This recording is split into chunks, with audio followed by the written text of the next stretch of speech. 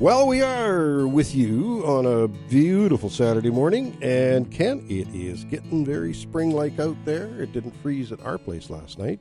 Yeah. Kind of nice when you get through an evening with no frost. Wake up in the morning. As a matter of fact, yesterday morning, got up and there was, it had rained in the evening, and so there was rain and not frozen ice on the deck. That big storm blew through. There was a big wind, and it came out of nowhere, and it had rain, driving rain with it. But it was all, past my bedtime, so, it didn't really matter. But I woke up in the morning and could see all the, big stuff that shouldn't tip over. It was tipped over, Barbecue covers at the neighbors. Have to go to the neighbors. Pick up the barbecue cover. That little stack of styrofoam out back that you have ready to go to the recyclers. Somebody else will take it. Okay, tips and plants of the week. You betcha. Well, did I put a new tip in this week? No, that's the Shigo thing. Anyway, I'll get my tip right here. Here we go. Plan to mix it up a little bit this year, and plant some edibles among your ornamentals. Yeah. Why not? Why not have a tomato plant sitting in the middle of your barberry patch? Yeah, there you go. And my plant of the week is the colocasia. Yes. The colocasia. Elephant ears is a common name for it, but be careful with the common names because there's lots of things called elephant ears because they're shaped like elephant ears, but colocasia is a specific thing. There's alocasia as well, colocasia. And, very nice plants. Yeah, I just got a nice big, if you want a big bulb, just got one from Buckerfields. Huge, fatty. It's a corm, really. I guess. It's kind of like a corm. At least it looks like a corm. Anyway, beautiful plant. I'm going to have it in a container. I'm going to talk a little bit about it because, hey, they're used in culinary stuff, too. That's what I hear. Yeah. But don't eat it unless you check it out. Oh, yeah. I know. I got all that down. All right. My tip of the week is stay off your soggy lawns. When lawns are wet, that's the time when they're easily compacted. So if it is soggy and it is spring, I would say stay off the lawns until they dry up a bit. Once they start to dry up, then you can go ahead with your power raking, your aerating, and all that, and you're not actually damaging the lawn by walking on it. That's my tip for today, and my plant of the week is a quinoa plant. Of course, quinoa is one of these nice little grains that you can enjoy, and it's, obviously, I think, a really healthy grain to consume, but it's also easy to grow. A lot of grains, you need acres and acres of them to produce any amount of grain, but quinoa, you only need about 10 plants, and it will yield roughly a pound of quinoa. So, not bad. They really produce a lot for each plant. Easy to grow from seed. Check it out and try some quinoa in the garden. That's my tips and plants for this week. Remember to check growercoach.com. Well, there we go, Kent. Just a reminder, there is a Master Gardeners presenting Linda Gilkison coming up here, March 27th, 10 a.m. You've got to, it's an online event again, so you're going to have to kind of jump in online. There's a link to their website, Okanagan Master Gardeners. If you go into that, Google that, you'll get to their website, and you can link up with Linda Gilkison, who's going to tell you how to garden without pesticides. And, of course, most of us are gardening without pesticides because there are no pesticides. Very few out there left, which is great. But it's good to know what to do and not have to reach for something. Well, yeah. I mean, there are techniques when we don't have pesticides. Just remember that vinegar is a pesticide. That's right. Because if it kills weeds, it's a herbicide, right? Yeah. So anything that would kill anything would still, like soap. That's a pesticide. That's a pesticide. They're all pesticides. So, yeah. And they can be overused. They can be underused. They can be all sorts of. So this is what Linda will tell you all about, Linda Gilkison. Now, I was looking at a website just the other day. It's the Okanagan Gardening Enthusiasts website. And there was a post on there talking about using borax as a source of boron in the garden. Ooh. And this is the 1,000 Mule Team borax or something. I'm okay with it as long as you are darn careful, because I'm telling you, I've seen some tragedies, some catastrophes using it. It's a soil sterilant when it's used in higher concentrations. Yeah. It kills everything. And I saw a raspberry patch becoming not a raspberry patch, but a barren moonscape for about 4 years when somebody put too much borax on. So I recommend, if you're going to look for boron, which is a very important element in growth. Yeah, especially here in the Okanagan. Yeah. Find a trace element package that's formulated for use in the garden. Yeah, you got to really watch those home remedies, and that's something that I really love those websites, the garden enthusiast website. Sometimes you get a lot of answers and stuff. I'll see a question on there, and I really like to respond to it. And then I go in and I see, there's already 43 answers, and they're all different. And it's like, okay, well, I think I'll back off. Yeah, I back right off. Yeah, participate in that for sure. But I did mention be careful with borax, because I just had to, because people are going to go out and buy that stuff and spread it all over. Oh yeah, they're talking about a tablespoon in 100 feet. 1 tablespoon in 100 feet a row. Yeah. And even that, I think, is too much. That but anyway, could be, yeah. Whatever. We've got Ariel calling in. Good morning, Ariel. Good morning. Good morning. I have a little question. I've watched my crocuses, the big crocuses. And the plural for crocus is croci. Croci. Yeah. Okay, I'm watching my croci grow, and I'm watching also that some of them flop over. Is that a lack of water? They fall over. Right at the bottom of the base of the plant, and then they just lay on the ground. Are they in full sun? They're not. They're on the east. That they're. Yeah. Because that could be a little bit of stretchy, Ken. It could be actually frost or the frost, frozen ground, because the plant can't uptake water. And I remember that. We could tell you a story about that. Yeah, Don and I were experienced in bulbs that wilt. Oh, that's really interesting. I feel myself that this winter was very hard on plants. Mm-hmm. I don't know whether you've noticed that or not, but I sure noticed different plants, that they didn't struggle last year the way they're struggling this year. Yeah, it came out of the blue there that it was too warm, and then all of a sudden we got smacked by that minus 22, minus 23, depending where you are. And that's really hard to have those extreme changes in temperature really rapidly and then suddenly warm up again. And when it warmed up, the earth was actually frozen. Solid, yeah. And that's why with Don, your response to was it on the north or the south side makes a difference, because the south side, it could be thawed out and the plant can grow normally. But on the north side, it might be good one day, frozen the next, who knows. You might want to dig down, Ariel, beside that crocus, those croci, and see if it's still hard under there. And that would be your answer. Ken's absolutely right on the ball there. Yep. Well, that's interesting. The hellebore, it was just fine. It's parked right in the middle of them, and the cowslip, they're coming up beautifully. Mm-hmm. Yep. Different plants, bulbs, like Ken and I were just saying, crocus are actually a corm. Yes. But not a corm. Yeah, that's a corm. They're corms. But they're in the bulb family.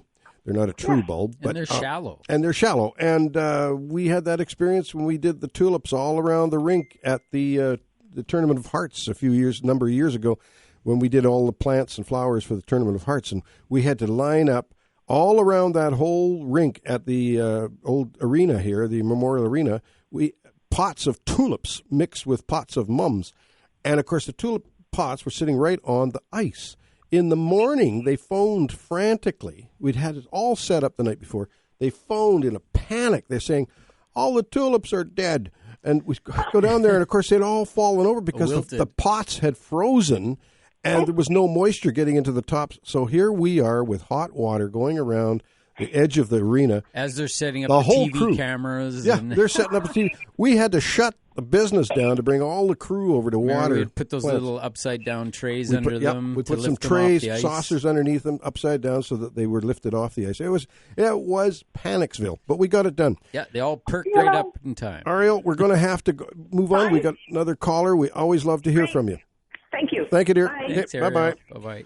Are we going to take the caller? Or are we going to take a break? We're going to take a break first, and then we'll be right back with more AM 1150 Garden Show.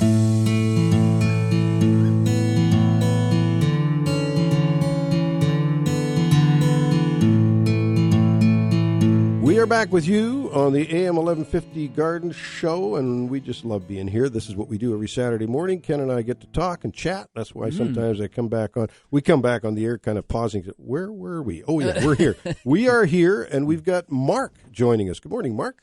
Good morning, guys. Good morning. With this unsettled weather, 9 in the middle of the day and -1 at night, is it still too early to put out my 10-inch long sweet peas? No, Yeah, well, it's borderline. Yeah, because they're soft. They're super soft, but yeah, you have to Harden them. get them used to it. They have to get hardened off to the weather because sweet peas normally can grow when it's quite cold out. That's right.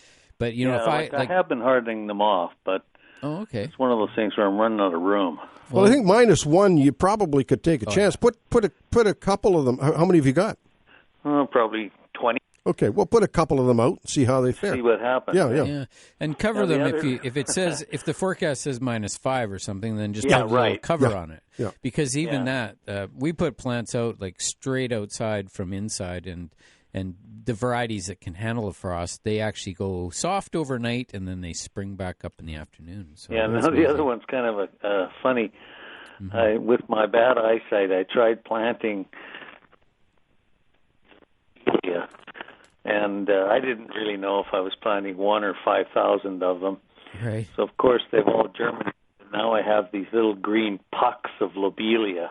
Would you just plant it as a puck, or would you try and separate them? Well, you could take them into small pucks. Yeah. Yeah, pinch them out.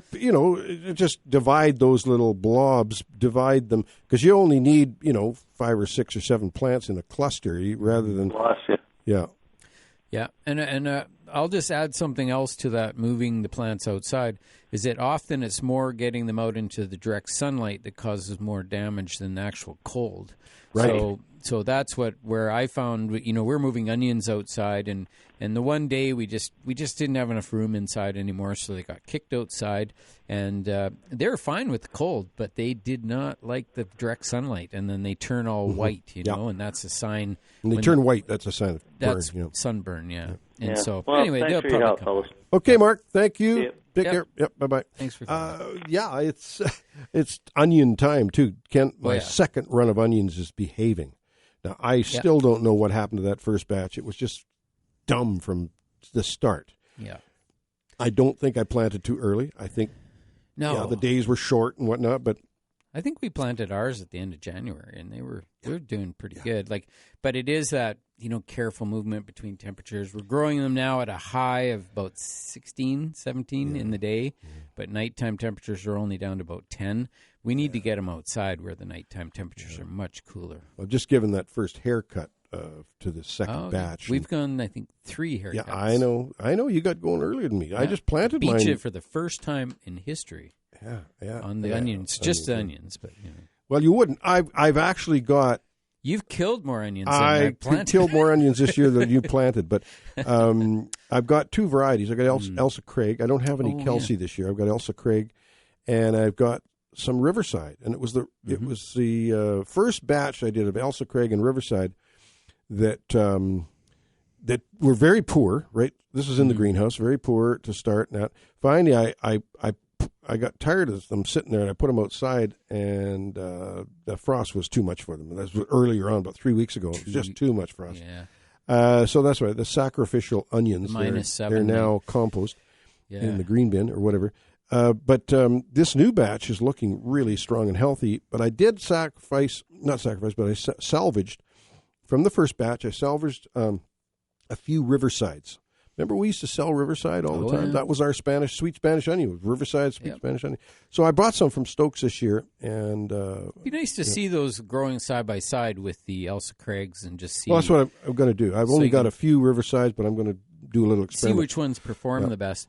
One thing I'd like to try next year is actually start my onions in the fall.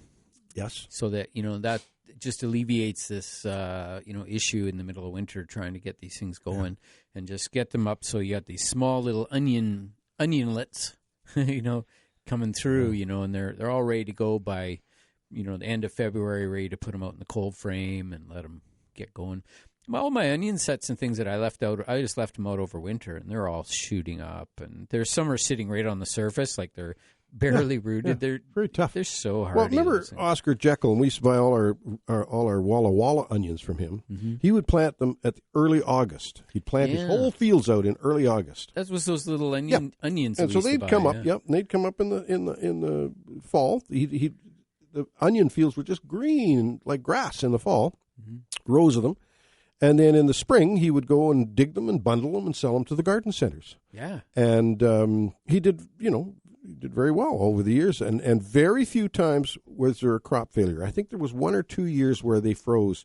They got really cold. Yeah. And, of course, he got such a huge field of them, he couldn't do any mulching or anything around them. Yeah. Whereas if you've got them in your home garden and it gets really cold, you've got that bag of mulch saved, unfrozen, in the basement. Yep. Go out there and give them a little blanket. Yeah, build a little, fake cold frame, anything just to give them a little protection. Yeah.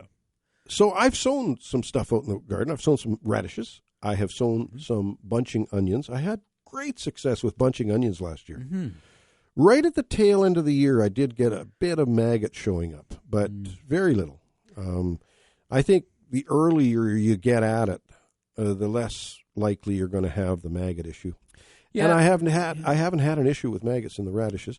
I just may be in a maggot-free zone. I'm not sure, but and it comes and goes. I've had years where we just had unbelievable amounts of maggots for 1 or 2 years in a row, and then the next year almost none. And then a little, and then none, and then and then a bad year. So it's this really up and down thing where the insects come in waves, and even from your neighborhood to the next, I think they kind of build up locally. Mm-hmm.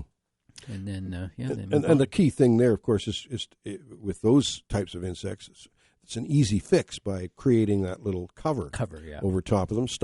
It's a tiny fly that comes in, lays the egg, looks around, there's some radishes, and it comes down, lays eggs right beside your radishes, and they hatch into the larva that goes into the radish. Yeah, and same with the onions and whatnot. Yeah. And that's the thing where having that insect screening over your vegetables just makes all the difference. I mean, but remember that if you had onions there the previous year and then they've laid their eggs in the soil there or somewhere nearby, then they're going to fly out and they'll be trapped inside of your cover, and now they've got free reign. No competition. They can go in to attack those plants. So. Ken, that's with our little garden. I haven't got the ability to rotate. Yeah, I have no ability to take my onions and plant them somewhere else where I didn't have them last year because they're going to be all in the same spot as they were last year. Yeah, it's just the way it is. It's unfortunate. It's really nice when you're building any kind of garden setup is to try to build it in groups of 3. Mm-hmm. So that you can do a 3-year rotation, so that you can, even if you plant especially when you plant the exact same crops every year, is that you just grow them in your 3 bins or whatever, and then each year you just rotate your bins over one, right? And so that you've got a 3-year cycle. Every 3rd year you're back to the beginning. But my garden is a crescent shape. See, that's about 20 feet long and about 6 feet deep at its bulge. There's not a lot of room to be rotating in that. I think you have superfluous lawn still that can go away and become vegetable garden. No, because I use that for my chipping. I chip from there onto my artificial green. Plus, I'm sure your puppy dog probably appreciates it. A little bit of lawn in the back, and I don't use a lot of water in it. We've got deep topsoil, and I just let it do its thing. And I hand water. I don't have a sprinkler system in the back. We've got Dan Bruce on the line waiting to get on. He's eager to talk about, and I think, Ken, I got a feeling that Dan Bruce is going to be talking about somebody that's not Scottish.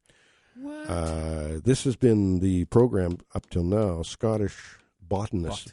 Yeah. And he's going off the rails here and going down, I think, south into England. Oh, maybe. And English and Scottish used to fight like cats and dogs. Anyway, we'll get all the whole story when we come back and talk to Dan Bruce. More AM 1150 Garden.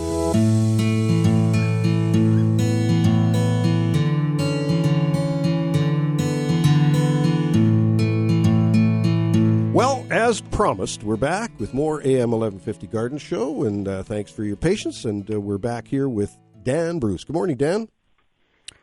Good morning. Good morning, Dan. How are you? I'm alive and well, I think.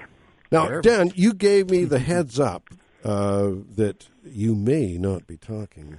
Well, yes, we go off the rails every once in a while. Mm-hmm. But that's not a bad thing. There are many, many deep and long-lasting associations between Scotland and France. Oh, right. That's right. I was thinking we might be going English, but no, we're going French. Mm-hmm. Even further south, yes, right. Everybody has heard of Mary, Queen of Scots. Yes. And, she wasn't the sharpest knife in the drawer, but... I thought we would take a look at the life and career of the Reverend Father Armand David, who was born in the French Basque country at Bayonne in 1826. And he became a Roman Catholic missionary in China. And it seems that everybody ends up in China, and China has rightly been called the mother of gardens because it's from there that so much plant material has come. Anyway, Father David, to anglicize him, which is easier for me, right, went to China, made 3 trips. First one was 1866 through Mongolia. And in 1866, Mongolia was a little bit on the wild side. Mm-hmm. In 1867, he went through western China and Tibet. And in 1874, he went back and spent all of that trip in China itself. Gardeners owe a huge debt to him, and so does any sort of scientist in natural history. Plant-wise, we have a maple, Acer Davidii, which is that really good one with the dark green bark with white stripes on it, and Viburnum Davidii, and the really common butterfly bush, Buddleia. Found all over the place. All of those things are grown in the Okanagan. And perhaps his most spectacular tree effort was the Davidia. Oh, involucrata. Involucrata, the handkerchief tree. Ooh, nice. Which is hardy here. Very hard to come by, of course, but it's around. It is hardy here, is it? Pardon me? It is hardy here? Oh, yes. My goodness. So well, what the heck is wrong with us? Why don't we have a couple of them? You know, because we're all in the hands of the wholesalers who don't have it. Okay, okay, Dan, okay. Don't get political here. Okay, I know. I love you. Look at, can I just tell you my Davidii story? Because when I was over in the old country, and I believe it was the Edinburgh Horticultural Society Botanic Garden in Edinburgh. Yep. That was the thing. We come through the gates, and the handkerchief tree was in bloom, and they said, you got to find it. So they gave us a little bit of a map, and a whole group of us was searching out for this thing. And we came around a corner, and whoa, right there in full bloom was this tree that looked like it had a bunch of hankies hanging off it. Mm-hmm. Very interesting tree. I've got nice pictures of it. But I would love to grow one here. Well, it certainly is doable. Mm-hmm. So, okay, let's carry on. Sorry. Father David was not only interested in plants, but there's a total of 6 birds, 5 mammals, 1 reptile, and 1 fish named after him, things that he discovered. Did he have time to preach? Indeed, he did. Oh, there you go. He was very particular about his religious duties and provided support for the Roman Catholic people in China, and there were quite a few at that time. Mm-hmm. But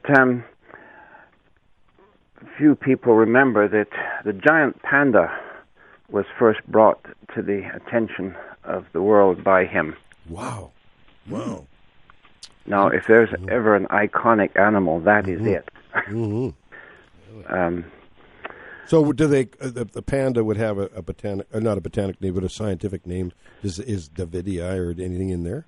No, the scientific name of the giant panda, Ailuropoda melanoleuca.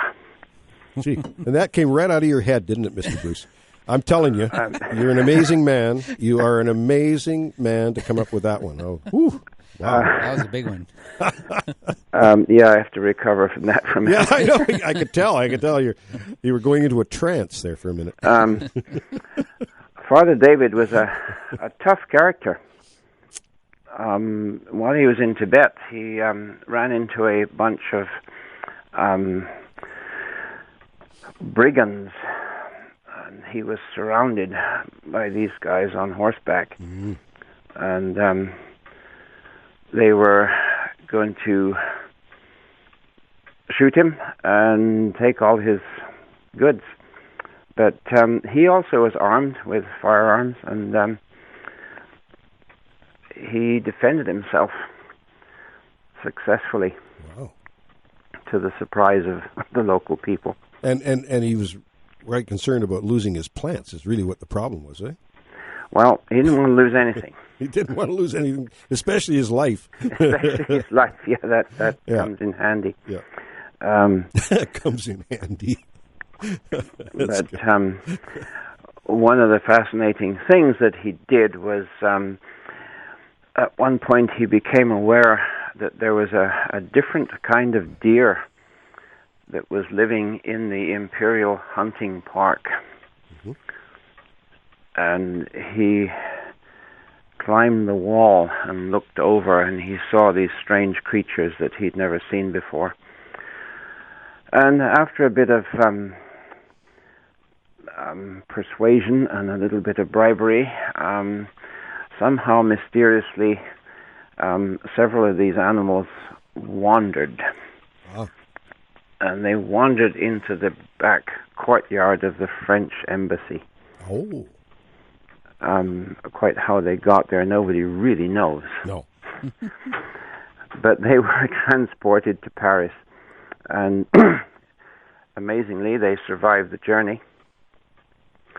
Father David's deer is indeed unique. It has its own genus. And they are unknown in the wild. Oh, boy. So the only population was inside the Imperial Hunting Park. Shortly thereafter, another group of deer were seen to wander, and they ended up in the hands of the Duke of Bedford in England, who kept them at Woburn, his country estate, where they bred successfully. Which is a very fortunate thing, because what happened in China was that there was a flood, and the wall of the Emperor's Hunting Park collapsed, and the deer escaped into the surrounding countryside, where they were immediately butchered and eaten. Mm-hmm. So that was it for them. Now, I thought we were going to head into the realm of these deers found the North Pole and became Santa Claus's reindeer. Well, I was getting to that. Oh, okay. Just didn't let him finish it. I'm sorry. Yeah, sorry. It's just fascinating. A year or two before I left England and moved to Canada, I was at Whipsnade Zoo, and I took a photograph that was with a camera that used film. Mm-hmm. Remember those? I remember those, yeah. Took a picture of this group of, I think it was 8 or 9 Father David deer fawns sitting on the grass, all in a bunch. And next to them was a large wooden crate.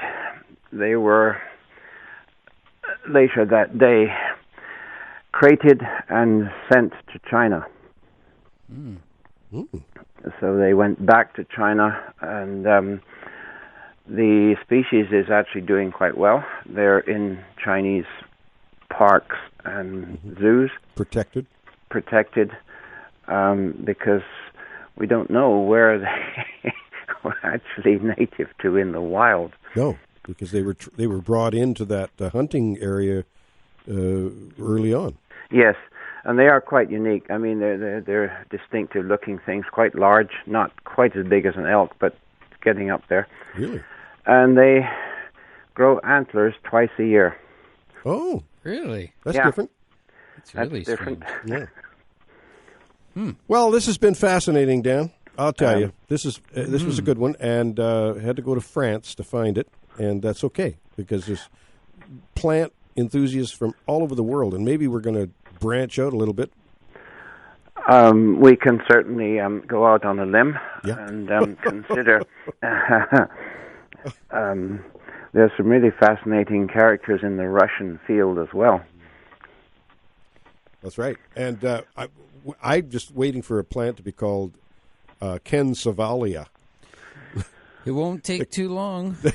Another 100 years or so. Another 100 years, and you go traveling around, find a plant out in the bush somewhere. Well, there are places in the world where you could come up with a new plant within half an hour of arrival. Really? Because we think we know everything, but we don't. No, it's amazing.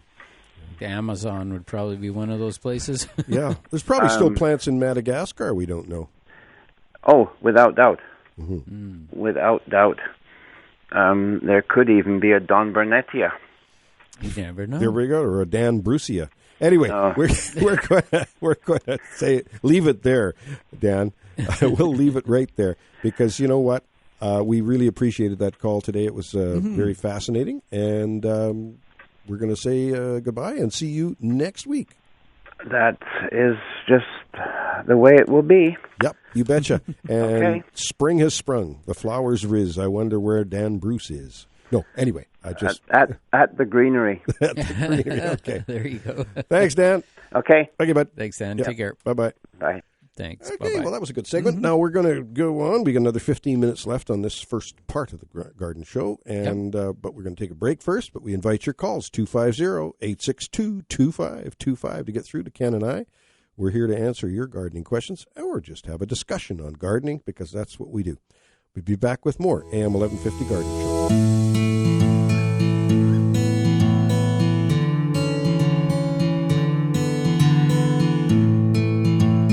We're back with you, and Ken has, before we get to the phone lines, we've got Peter on the line waiting for us. But Ken, you've got an announcement. You've got something going on today. Well, yeah. Well, we're doing our irrigation webinar today, which is actually part 2 from last week. So it is possible that people could tune into that if they wanted to for the second half. They just have to register this morning, and I'm sure we could send out all the links and everything, no problem, for this afternoon. We'd have to do a little discount on the pricing on that. But next weekend, we have our session on pollinators. So attracting pollinators and learning about the individual pollinators and what they do and where they live and what they love and just how to have a really healthy garden. And it's one of my favorite webinars. That is next Saturday at 3 p.m. So if you're interested in that, all you have to do is just go to growercoach.com, and you'll see it on our list of webinars. Click on the Learning tab, and it's just all easy from that point. So check that out, and also, always check out our videos on YouTube, because we do have a growing selection, and we're going to be starting our series on our vegetable garden renovation, which starts with a big cleanup, which is a really super fast, high-speed video of cleaning up a massive area really quickly. You're making it look easy is what you're making trying it to look easy, yeah. Like literally, I think it's like 4 minutes long or something, and it's really about 4.5 hours long. Yeah, but it's pretty cool, and that's just the very first step, right, is getting it prepared to be adjusted, the big adjustment. Ken, you're doing a great job with those, and I highly recommend people tune in to the YouTube channel. And also, we want to go back to phone lines, because that's what we do here. Peter, good morning. Thanks for joining us. Good morning. Hello. Hello, Peter. Yeah, I have a little patch of rhubarb. Yep. And it seems to get smaller every year. The stems are only about the size of my little pinky, and they're not getting much taller than maybe a foot. What can I do to make them get big? It needs some food. What kind of food? Usually, like some manures are nice. Like some people will take like steer manure, and they'll put like a donut shape all the way around the plant, with the plant shooting up in the middle. So on top of the plant, on the ground, like around the plant. All around, yeah, on all sides. I don't usually put it right on the crown. The only thing is, where do you get steer manure? Cow manure. Sold at every garden center. They sell it as a bagged product. It's just called steer manure. Inexpensive and works like manure should. And that's about the only thing you can do, or what? Is there something else? I water mine with 20-20. Yeah. I'm a 20-20 guy. It's water soluble. 20-20, water soluble fertilizer, 20, tablespoon 20. in a gallon, and just give it a drink, and you're good to go. Yeah, do that That's about what I should do, I guess. once a week. Some manure and try that. Yeah, and the manure helps build the soil up so that. Yeah, I understand that because I was growing up on the farm, so I know all about manure. There you go. Beautiful. Okay. Yeah. Okay. Well, Peter, thank you very much. Peter, thank you for the call. We appreciate it. Okay. Bye. Bye-bye. Yeah, there you go. 250-862-2525 to get through to Ken and I today. We're talking manure today. Boy, I'll tell you, we're down talking manure. It was interesting because the early humans discovered manure they discovered what it did for the garden simply by walking around and seeing where the animals had gone to the bathroom. Here, this pile of manure, it was green all around it. Yeah, so they said, let's put it in there. Oh, yeah, but didn't make it green, killed everything. Well, you got to use it in very carefully, not the...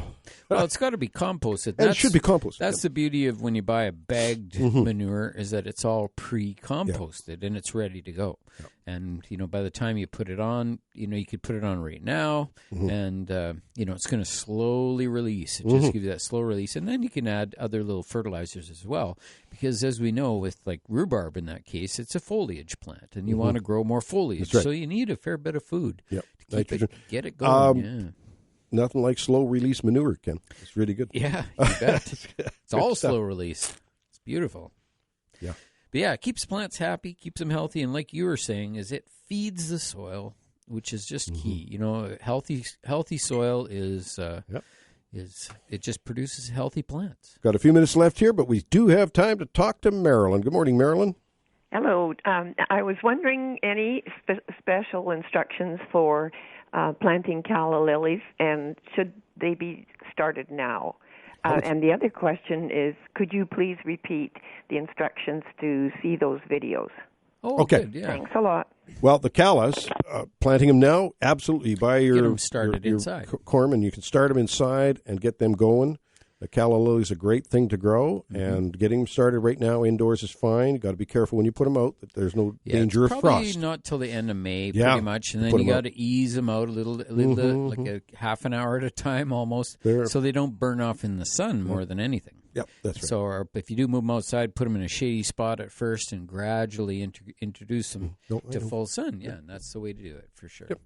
Okay. Yeah, and then as far as videos go, you can just go to YouTube and then type in Grower Coach and that's all you have to type in, Grower Coach Channel, and boom, it'll pop up.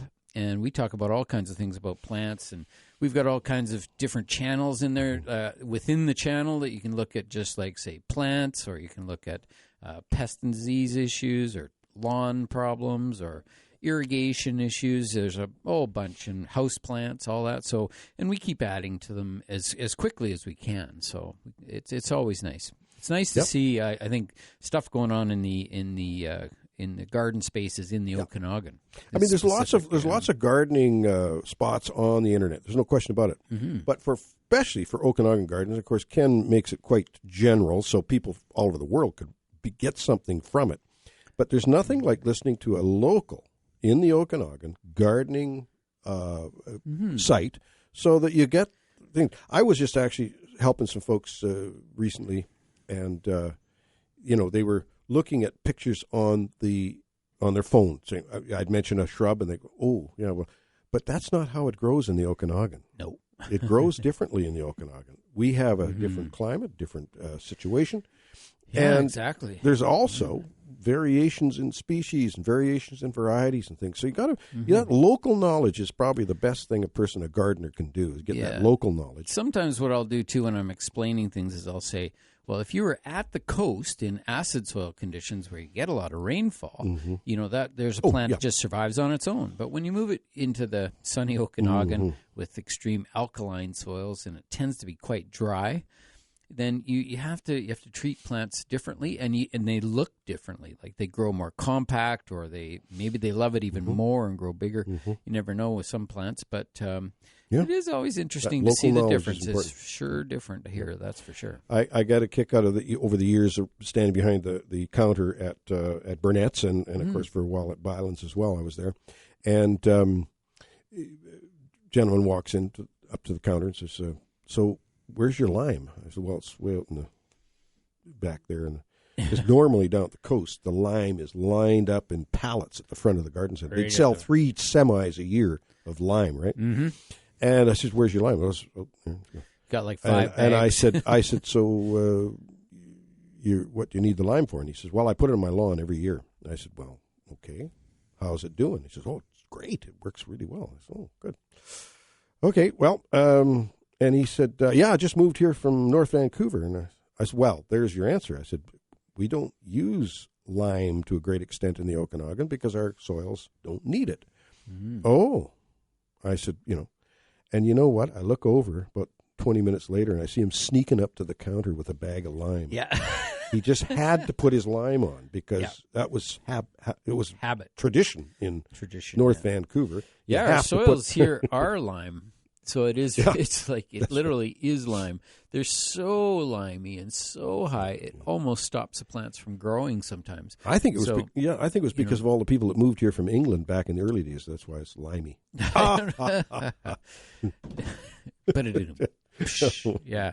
No, it's it's just a different world here when all your soils are full of lime, full of calcium, extremely alkaline, all those things, exact opposite to what they are at the coast. And so we would rather take the sulfur that we talk about very carefully, though, but you could apply a very light amount, acidifying. We're always trying to bring it down so it could even get. When we acidify and bring the pH down, we can't, we're still way higher than what they could ever achieve at the coast. Ken, good words, smart words, and I'm taking every drop of them in so that I can digest them and spit them out. Anyway, we're going to take a short break for the news and whatnot. We've got to do that, and then we're coming back for a whole hour of Garden Show when we come back with more AM 1150 Garden Show.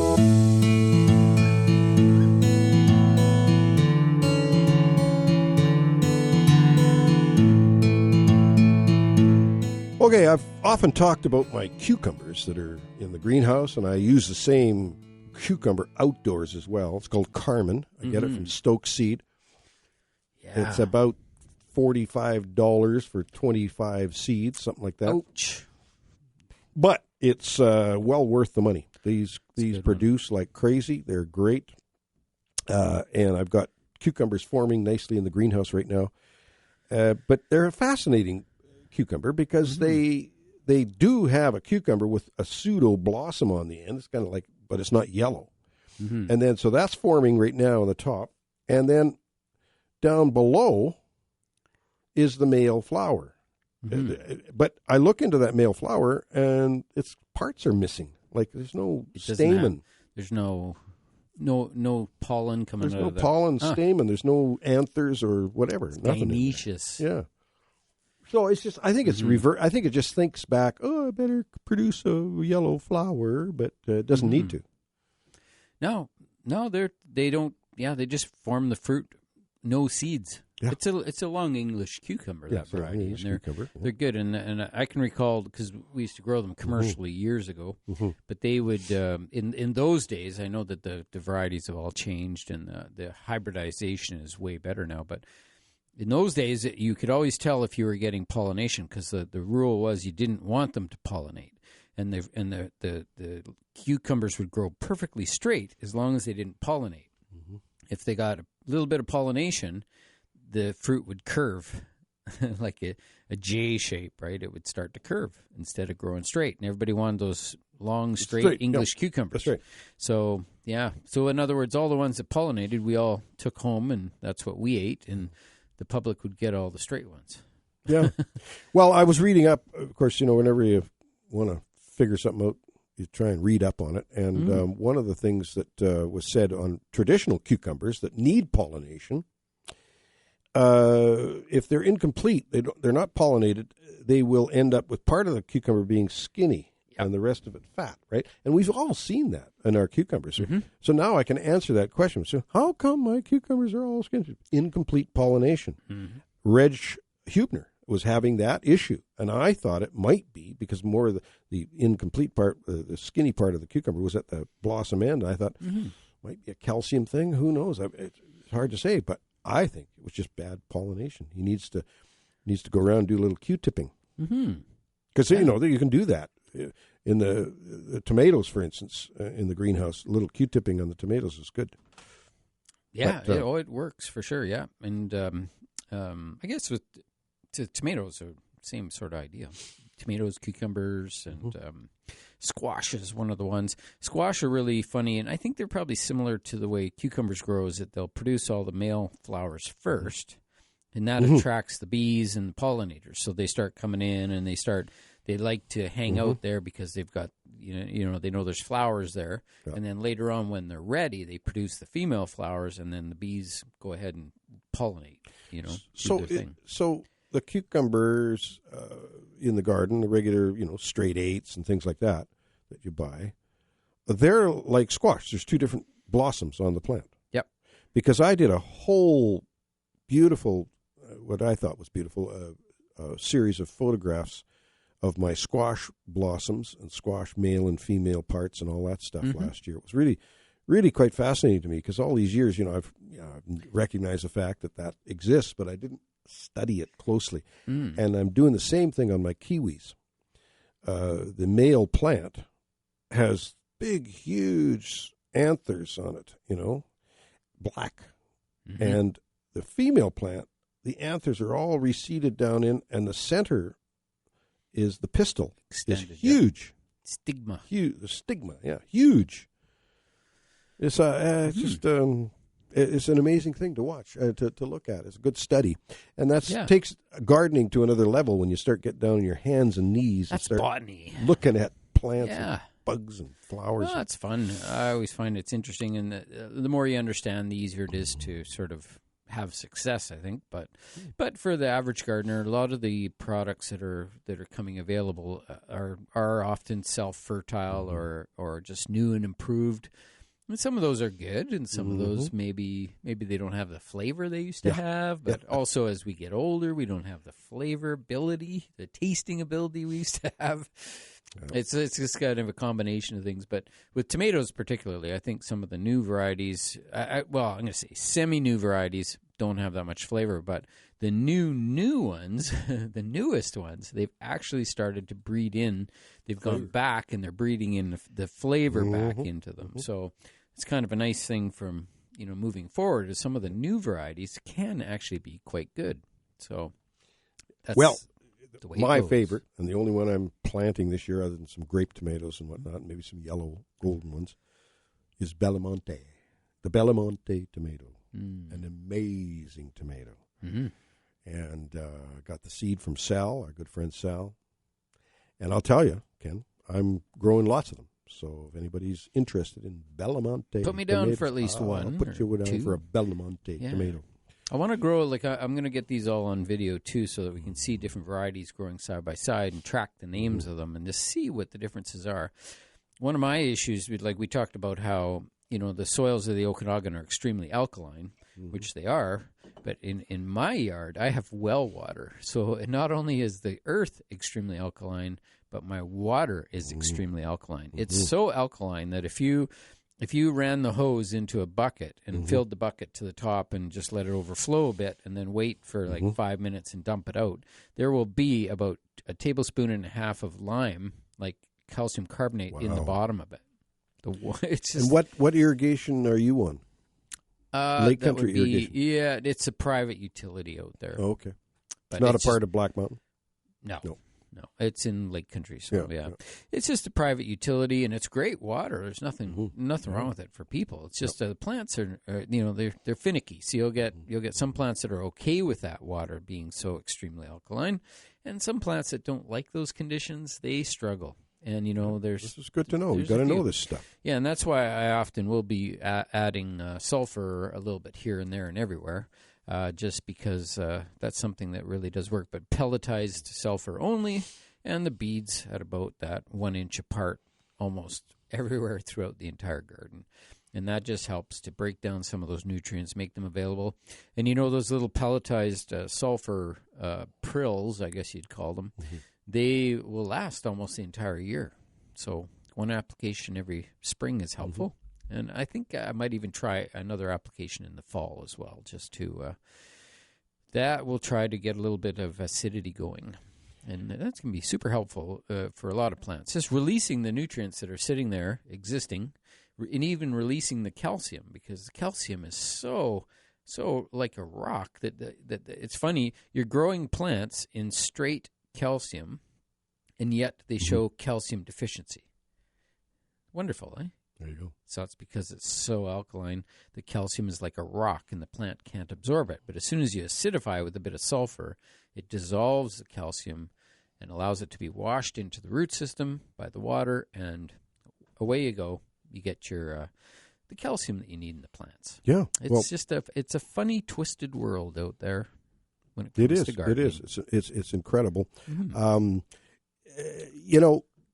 It kind of works this way. This is why you don't want to breathe sulfur into your lungs. That's why it's only available now in pellet form rather than that powder. Well, we used to dig in. There's still places that you can buy sulfur. They buy the bags of sulfur, and then they take them to the garden center and bag them into small bags. Oh, okay. And you have to be you have to be cautious of that flour. Because what happens, like when sulfur, which is SU, is it SU? Anyway, it's just S. Mixes with, I think it's just S. Mixes with H2O. Yeah. You end up with H2SO4. Which is sulfuric acid. Exactly. And then it's not good to have in your lungs. Good in your lungs. No. Sulfuric acid. Good in your lungs. Good in your lungs. So just be very, very careful about that. And this is the whole idea, too. We always think of home remedies and organic stuff as being, okay, it's got to. If you hear the word organic, it's got to be safe, right? Not so. Always. Not always. No. Don't look at the word organic and immediately think, hey, nicotine sulfate is an organic product, and it's one of the most real poisonous things on the planet. Yeah. And it's it used to be called Black Leaf 40. Used to sell a product called Black Leaf 40, nicotine sulfate, and it was just common. I wish I would have had an old bottle, empty bottle, of course, but an old bottle of that. I've got actually a collection of old pesticide containers. And they're empty and safe and everything, but I've got DDT, I've got chloridane, I've got all these old containers, only because it's a part of history, not because I think they're great. I just think they're a part of history. Part of horticultural history. I got to. Now, what's going to happen when I kick the bucket? They'll all go in the garbage, probably. But right now, I'm enjoying this stuff. Mm-hmm. I've got lots of stuff, and I'm enjoying it. Don't they have a horticultural museum? They have museums here, don't they, that promote the history of the growing the fruits and the vegetables here. I should check around and see, because I could let them go now, Ken. I could let them go. It's hard to let things go, but I will let these go. Didn't you have some blue whale fertilizer? I've got a blue whale, container blue whale. Mm-hmm. Oh, my goodness. Yikes. Blue whale. Yeah, blue whale. I got a liquid blue whale. We used to sell tons of that back in the 50s and 60s. And, of course, we don't do that to whales anymore, turn them into fertilizer. Anyway, we don't. We don't. There's some Canada, we don't. Canada, we don't. We're going to take a short break and get back on track here. We're here to answer your gardening questions. If you give us a call, 250-862-2525 to get through to Ken and Dawn this morning. We're going to be back with more AM 1150 Garden.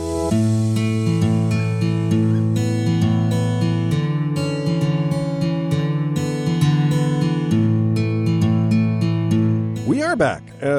250-862-2525 to get through to us today. We got lots to talk about because it is spring. Green bin pickup has started again. We've already had one green bin pickup. I'm putting in my grape cuttings, Ken. I got some einset and some.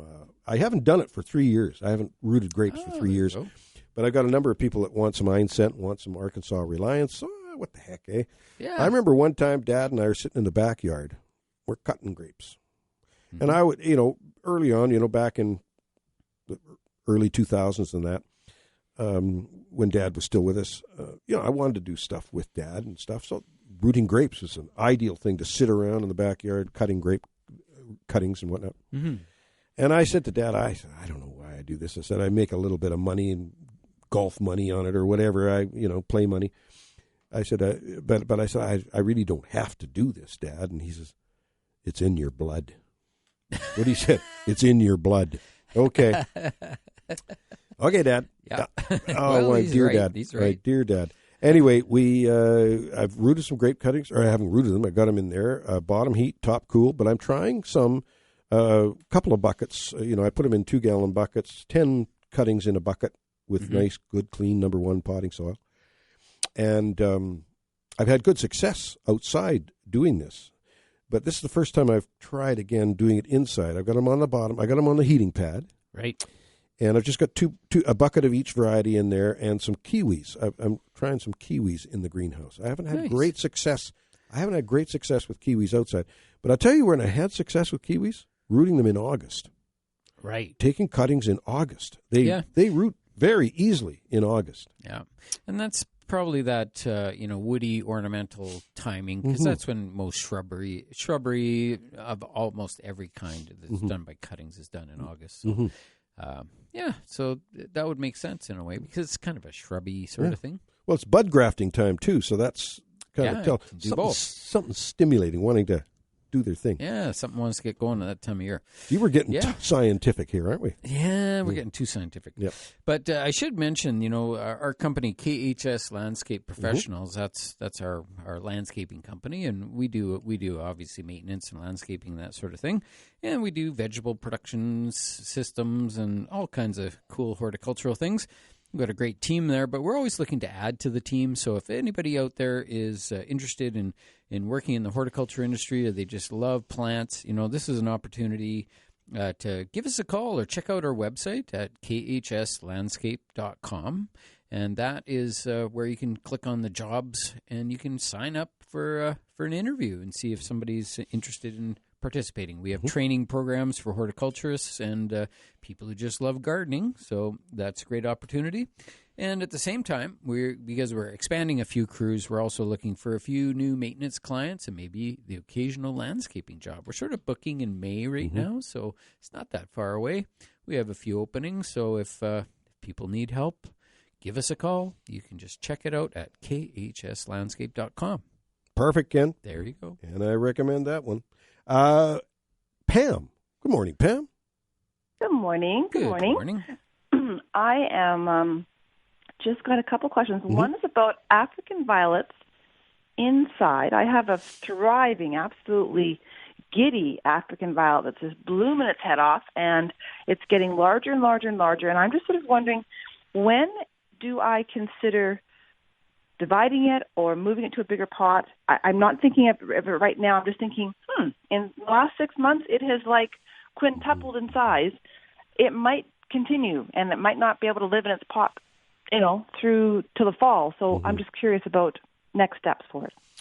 Well, I don't think you have to transplant anything, really. I mean, and I say this because we've got a pothos that we put into a tiny little container when we got married 50 years ago, and it's still in that container. So. Yes, that is a pothos. But I've seen African violets. My grandmother had an African violet for years in her little sunroom there, and she never transplanted.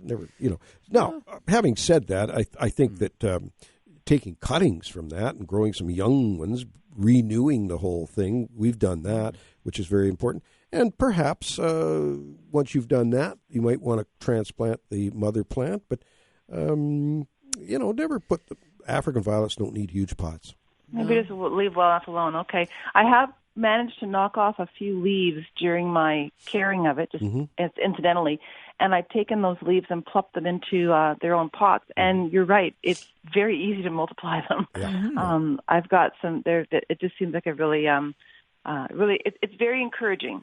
Sometimes in gardening, when you try things and they wither or die or don't sprout, you go, I don't know, Pam. Can't relate to that. Ken and I have never killed a thing. We haven't killed anything ever. Yeah. We're not trying to kill things. We're trying to encourage life. And so this one's really affirming me, which is lovely. Yeah. My second question is just maybe a quick one. I have friends who live on a property, and they're needing to relocate their growing space. The growing space they have is being redeveloped in the backyard. And it's a perfect, southeast facing, lots of sun, no big trees. So it gets all the sun that's available in the day. The alternatives they have possibly aren't quite as lucrative. I'm just wondering, what's the minimum of sun that you need to grow, like it's a bed in the ground, like a garden in the ground. But how many hours of sunshine is really needed before you can even say this might even work? Well, and you're talking about a specific plant, or you want, because are some plants. General veggie garden. General veggie garden. I guess that's kind of tough, I guess, too. Yeah, vegetables are a bit tough because they do need more light than other types of plants. But, I think foliage plants would be the way to go. Like, again, it's all about picking the right plants because you don't always have this, the luxury of picking how much light you have. So, but in this case, I just say anywhere you put a vegetable garden, that's the sunniest spot on your property. That's where you start. And then when it gets smoking hot in the summertime, you sometimes have to add a little bit of shade, like a little bit of shade cloth or something. Like with tomatoes, the tops of them will turn yellow and crack and stuff if it gets too hot. So, you have to. You're better to put it in a sunnier spot and have to adapt down than the other way around. So when you are growing in partial shade, and I would say that's the minimum is about 6 hours a day. It's sort of the minimum. But you can try these other plants that are more like foliage plants. So anything that grows a nice leaf, and maybe some of the cabbage families, and plants that are more foliage rather than actual fruits and berries and that sort of thing. Yeah. Okay. Well, thank you very much. Yeah, I'm excited. It's the first day of spring. I'm about to fashion a bunch of toilet paper rolls into little pots and get some seeds happening indoors, and we'll see if we can keep them alive long enough to get outside. That's a novel idea. Now, look at Pam. Can you just give us a little update on how things are going with Hands in Service and what's happening? Mm-hmm. Sure. Well, we are pretty excited about a lot of things that are going on in Hands in Service because the growing season just allows us to expand our services, especially when we are still living in the shadow of the pandemic. We're not totally away from it. No. We know that better days are coming. The weather's helping us. The vaccines are helping, but we're still having to be mindful of that presence in our community. So we are full steam ahead with our Living Salad project, which will be going middle of May. And we do have a sign-up sheet on our website if people are interested in helping us out with delivering salads. We possibly could use a few more assemblers as well. So they can check that out on our website, www.handsinservice.ca. And we're super excited to be partnering with Helen's Acres and Okanagan Fruit Tree Project and Growing to Give. These are all nonprofits that are passionate about helping people who have food insecurity get more fresh produce into their meals each week. Perfect. So we're going to be delivering weekly starting in June. So I still got to get a tour happening for you and yes, Ken, yeah, we would love to do that. Hell's Acres. As the mud abates, we will be able to get more access there. So I'll be in touch and we'll do that. Yep. Give us a call. And you do great work, Pam. You're a dear. Thank you so much for the call. Thank you. Have a great weekend. Happy thanks, spring. Pam. You as well. Bye-bye. Bye-bye now. Okay, now are we going to take a short break? Yes, we're going to take a short break here because, and we look forward to your calls, 250-862-2525. Ken and I will answer your questions or discuss them. Sometimes we don't answer them because we got to discuss them first, and that's what we do. We'll be back with more AM 1150 Garden.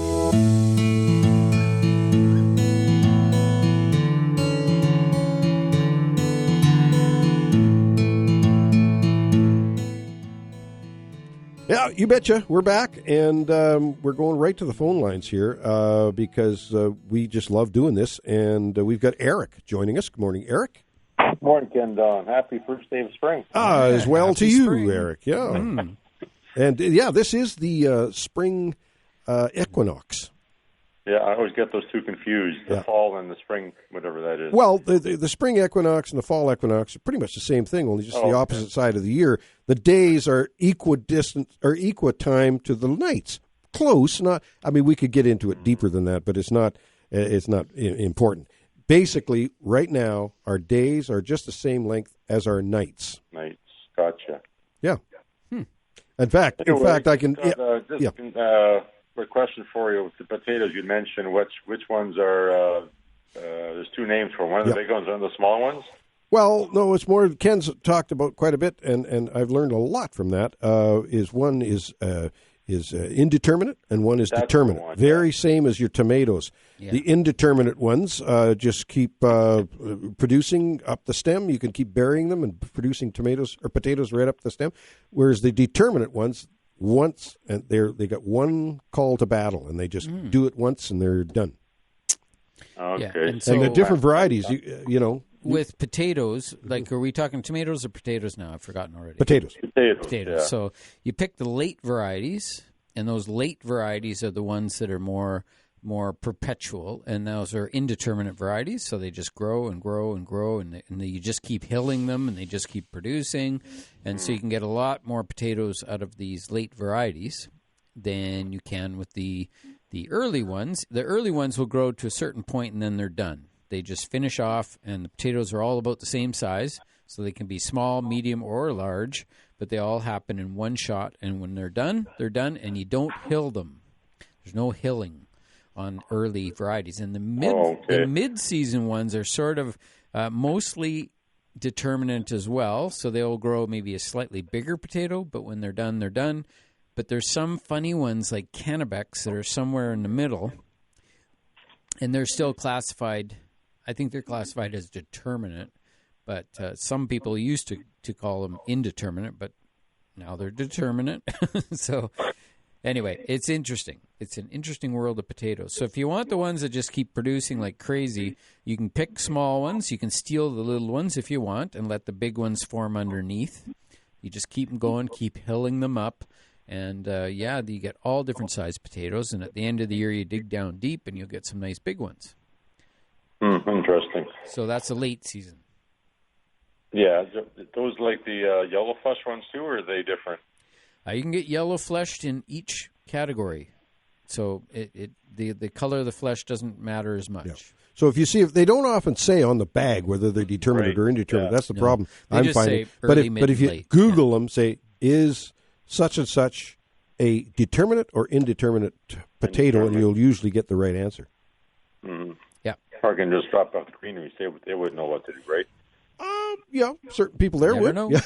if you not everybody. You got to read the label. When we had our garden center, not everybody knew everything. Well, none of us know everything, but there's some people that are resource a good resource. Others you have to, And on our website, you are good resources. So I'm happy I phoned in. So we try, Eric, and we appreciate your participation in the garden show. And we do. You're a regular caller, and we appreciate that. Yeah. Great. Thanks. Thanks, Eric. Thanks. Okay. Have a good one. You betcha. Take care. Bye-bye. Yeah. Got Linda is asking. Linda, I hope you're there listening. She just wanted to say, what is the tomato that I am talking about? It's Belmonte. Belmonte. It's a from Italy. Sal brought them in from Italy. Mm-hmm. Not sure whether they're going to be available at garden centers, but I have seed, them. Maybe? I have them. You have seeds. I have the seed. I have seed. I have the plants. I can. Yeah.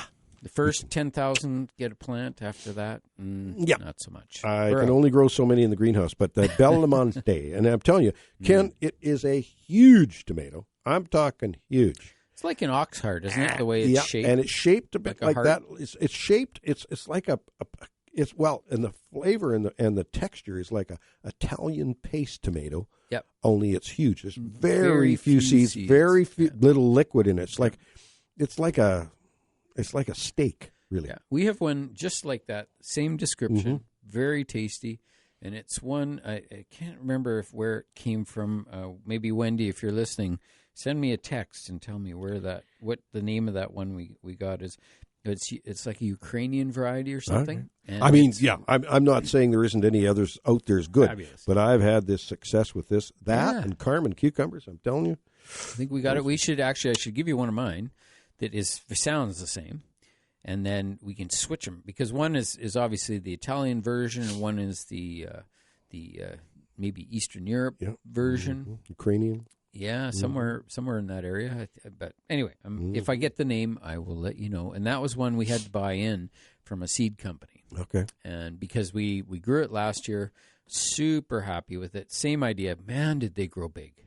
The whole plant was massive. Yeah. What is the point of growing tomatoes if you know the one you like you've grown before? And that's people were, when we had the garden center. Amish. The Amish paste tomato. The Amish tomato. Paste. Well, there you go. Those Amish. Do you bring it in by horseback? Or? Possibly. No. Oh, there's a seed company called Incredible Seeds. That's where we get those. Incredible. If it's in Quebec, it'd be Incroyable. I believe it is in Quebec. Incroyable Seeds. Perfect. But, they have all kinds of cool stuff there. 250-862-2525 to get through to us today on the AM 1150 Garden Show. We enjoy hearing from you, too. So give us a call, whether you have a question or whether you have a comment or whether you just want to chat. You're not having a good day, give us a call. No, maybe not. Maybe we're listening. If you're listening. The Master Gardeners are doing something here. And is it still happening? I think it is. Yeah, I think it is. We got it. Yeah. And it's an online webinar type thing. Yeah, it's Linda Gilkison, Beautiful Yards and Healthy Gardens Without Pesticides. Mm-hmm. So you go into the link, the Okanagan Master Gardeners will give you the link. I've got the link here, but it's so darn long, Or if you email me and you need the link, you can email me. I'll give you the link. That works too. Dawn@thegardenexpert.com, and I'll give you the link. Interesting, Ken, when I started the Garden Expert, the Garden Expert website back in 1997, I didn't realize there was a website in England called Garden Expert, not the Garden Expert.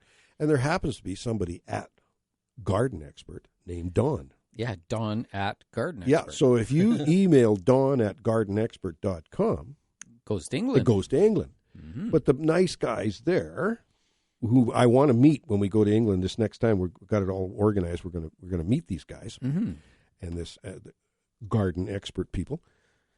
They always forward me the email, so I always get those emails if you accidentally go Dawn@GardenExpert. But it's just fascinating. You got to have the in there. Yeah. And I found it's interesting how people listen and don't listen.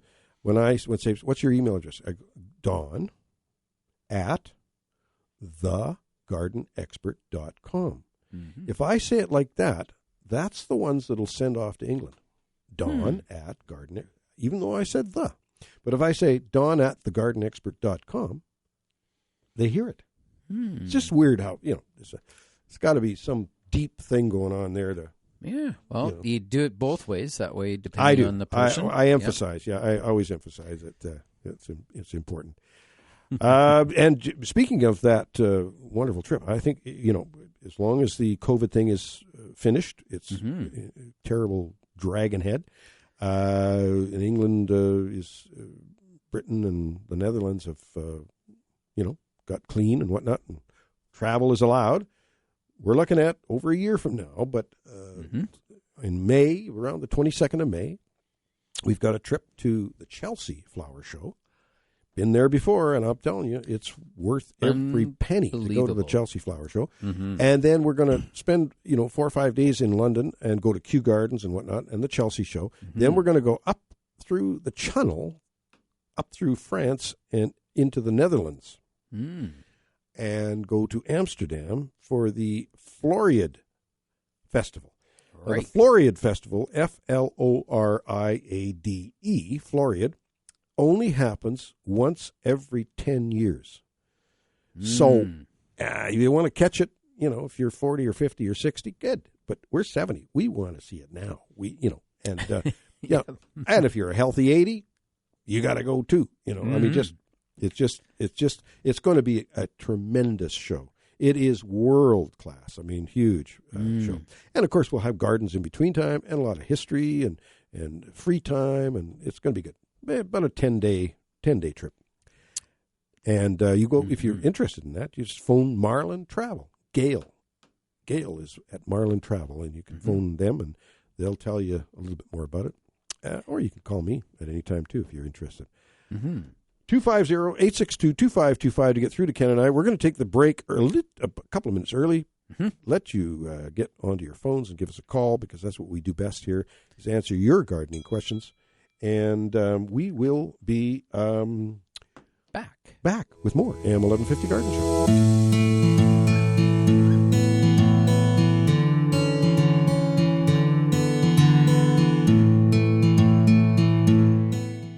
Okay, just before I get to the callers, because we got 3 of them lined up here, and we appreciate very much you calling in.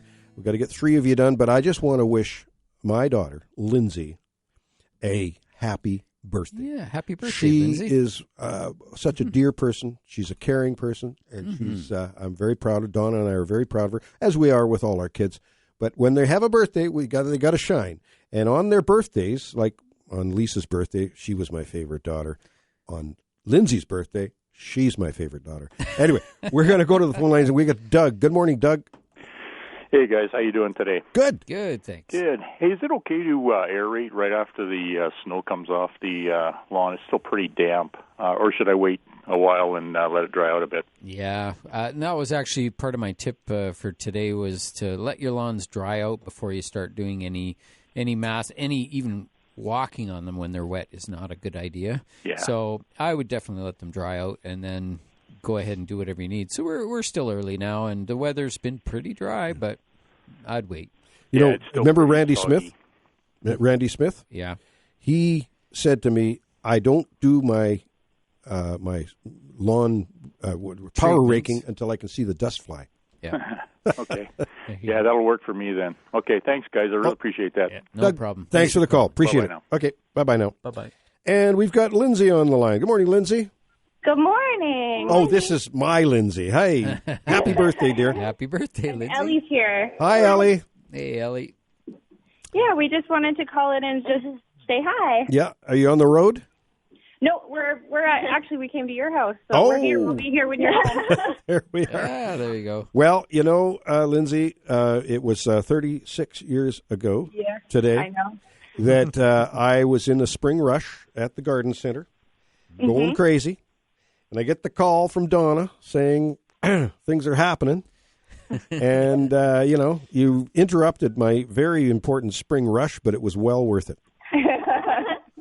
Yeah. Sorry. First day of spring too. It is the first day of spring, and honey, we're very fortunate to have you and Ellie We love you very much. And we're getting together tomorrow. Yeah, I know. And we're going to have a get-together. Bonnie Henry said we can do this. Yes, outside. We'll do it. Right. Outside. We're going to get together. I got my vaccine. It wasn't bad. It was super easy. Really good thing to do. Lindsay she's a registered nurse, and she is in the health care and doing a great job, front line. So she was up there to enable to get her vaccination because she's working right in there, and that's great. We're very proud of you. Oh, I'm proud of you guys. Thanks, Lindsay. Thank you, dear. Okay. We got other callers. Appreciate the call. Have a great day. Bye-bye now. Bye-bye. Yeah, and Gordon is on with us now. Gordon, good morning. Good morning, boys. How's things today? Excellent. All good, you bet. On the subject of tomatoes, my dad is in a tomato creek from Summerland years ago, but I graduated out of there in 61, grew gardens of tomatoes and you name it, from Summerland to Fort Nelson to the Yukon. Nice. And our uncle, my great uncle down there, was quite a gardener, well-known gardener down there. He used to sell those Stoke seeds you guys talk about in the little bags. Mm-hmm. Yeah. But anyway, on the subject of tomatoes that we've been growing, I used to have to start them seeds, my dad, and bring them down from Fort Nelson to Summerland, the Dominion beefsteak, years and years ago. Dominion Seeds House, yes. Yeah, but anyway, that's a couple of years ago. I run into these. I thought I'd try it. I got them out of PEI, that Verses thing there, but a hybrid Italian beefsteak produces 10, 12-ounce beefy fruits, indeterminate. Maturity 73 days from transplanting, but you've never seen, those little vines you buy in the store, those little tomatoes? Mm-hmm. Well, can you imagine putting 4, 5, 6 inch across tomatoes on one of them little vines on each one? One plant produced 53 tomatoes a couple of years ago. The one big one was getting ripe down at the lake in Summerland in the summer, and everybody was admiring it. One morning, half of it was eaten. A rat got to it. My question on the tomatoes is, I have been using powdered milk for the calcium for balsam end rot for years, right? From one end of the BC to the other. And it's worked good, but the last couple of years I've been having trouble, and I don't know whether the milk's no good or what's going on. They might be dropping the calcium. Getting a lot of balsam end rot that I never used to get. Well, there's two ways to do it. There's a product on the market, and I don't know if it's still there. It's called Stop Rot, and it's a calcium formulation that you can buy at the garden centers. There's also Bylands, I think, still bags up the little bags of food-grade calcium. That you can buy a small bag, very, very inexpensive. It lasts you for years. And so there's that. That's what the farmers use, is the food-grade calcium. And remember that when you're applying any of these, that you use a nice distilled water or water that's maybe even just a tiny bit on the acid side. And so I mentioned, I think, earlier in the show about well water, and if you've got that, you don't have much hope. But if you're on, if you can get water that's nice and clean like that, that's a neutral pH, it really helps to make that calcium really available. So it's almost like even if you were making powdered milk, but your water was a little too hard, then it would probably lock up that calcium and it just wouldn't release to the plant. So, that could be in Summerland. They've had a lot of problems with the water down there. There's a lot of chlorine in it, too. So. Oh, yeah. And the chlorine shouldn't hurt too much, but I'd be interested in the pH and where that water comes from.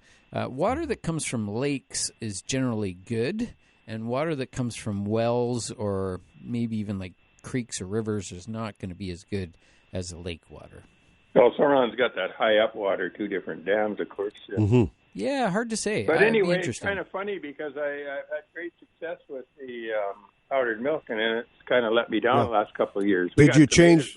Have you changed locations since? Not really, because one spot that's been getting it up. But mind you, these big ones I'm talking about, they had new locations, and they did the same darn thing. So I don't know if it's the water or what.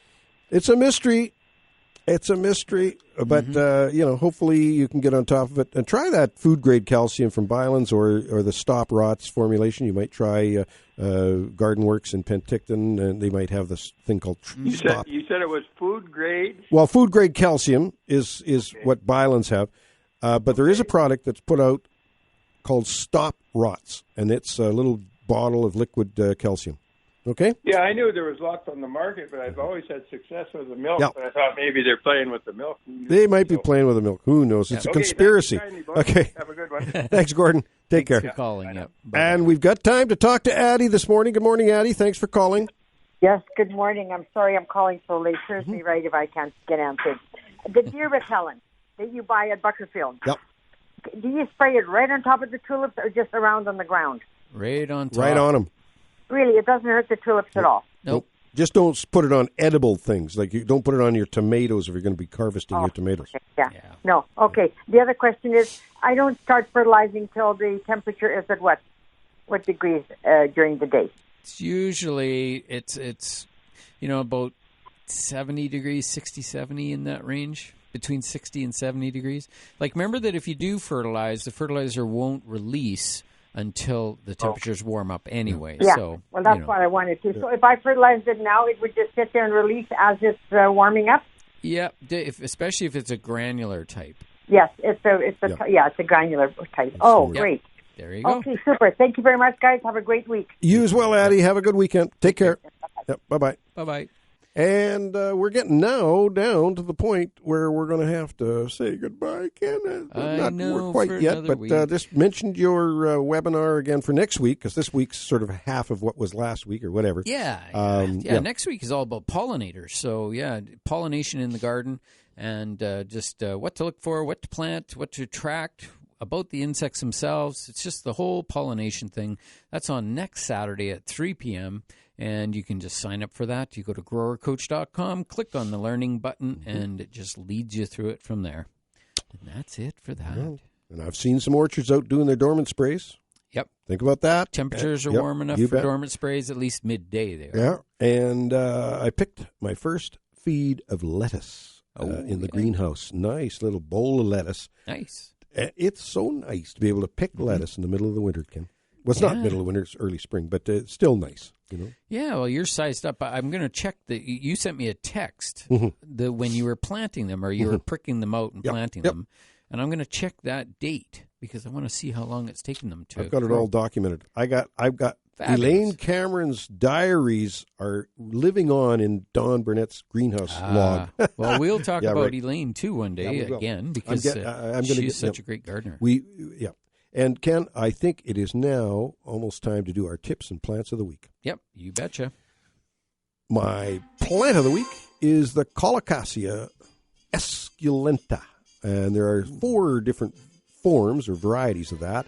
There's one called Big Dipper, another one called Burgundy Stem, and another one called Jack's Giant, and one called Ruffles. And I think the one I have is Ruffles. I'm not sure, but by the picture it looks like Ruffles. And that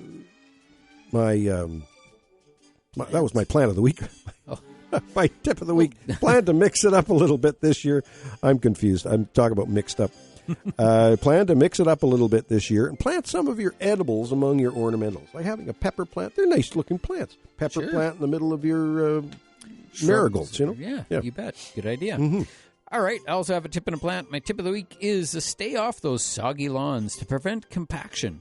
Always let them dry out a little bit, and we had a call about that, and we were talking about waiting for a little bit of dust to show up before you start doing your lawn treatments in the springtime. All right, now my plant of the week was the quinoa plant, which is a lovely little grain that works quite well. Apparently the entire plant is edible, but they're easy to grow. You can grow them from seed, and it only takes about 10 plants to produce about a pound of quinoa. So there you go. It's worth a try and fun to grow and delicious and nutritious. That's my tips and plants for this week. Remember to check growercoach.com. Ken, and this could relate to you. Yeah. And me sometimes, and probably both of us. If you have 20 things to do and only time to do 3, which one do you do? 20. You have to do the 20. You got to do all 3. You got to do them in groups of 3, maybe. I don't know. Yeah. Happy spring equinox or equinox. It's hard to say which it is, like tomato, potato. Equinox. It is. The days are the same length as the nights. Yep. We'll see you next weekend, or not next weekend, next Saturday morning with more AM 1150 Garden Show.